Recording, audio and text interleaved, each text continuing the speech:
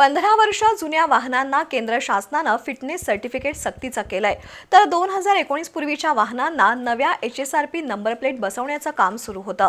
कोल्हापूर जिल्ह्यात सुमारे 6.25 lakh वाहनधारकांनी HSRP number प्लेटसाठी नोंदणी केली होती। त्यापैकी 5,33,000 वाहनधारकांनी नंबर प्लेट बसवून घेतली आहे। मात्र शासनानं दिलेली मुदत संपल्यानं इतर वाहनधारकांचं काय होणार याबाबत अजून संभ्रमावस्था आहे। 15 वर्ष जुन्या वाहनांना केंद्र शासनानं फिटनेस सर्टिफिकेट अनिवार्य केलंय।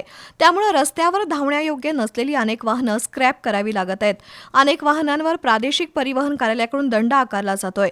दुसरीकडे 1 एप्रिल 2019 पूर्वी नोंदणी झालेल्या जुन्या वाहनांना गेल्या 6 महिन्यांपासून हाय सिक्युरिटी नंबर प्लेट बसवणं अनिवार्य आहे, तर 2019 नंतर नोंदणी झालेल्या वाहनांना संबंधित कंपन्यांनीच हाय सिक्युरिटी रजिस्ट्रेशन प्लेट लावून दिली आहे।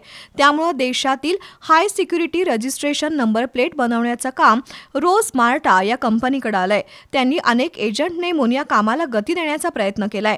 31 डिसेंबर 2025 ही HSRP नंबर प्लेट बसवण्यासाठी अखेरची मुदत होती।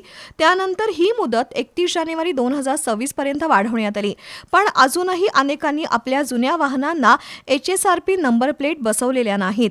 कोल्हापूर जिल्ह्यात 6,50,068 वाहनधारकांनी हाय सिक्युरिटी रजिस्ट्रेशन नंबर प्लेटसाठी अर्ज केला होता।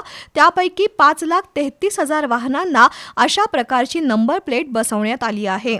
आता 31 जानेवारीची मुदत ओलांडून गेली आहे। अशा वेळी काही एजंट जुन्या तारखेची नोंदणी दाखवून HSRP नंबर प्लेट बनवून देत आहेत, पण ज्यांनी अजूनही अशा हाय सिक्युरिटी रजिस्ट्रेशन नंबर प्लेटसाठी नोंदणी केलेली नाही किंवा नव्या प्रकारची नंबर प्लेट बसवलेली नाही त्यांच्यावर कारवाई होणार आहे।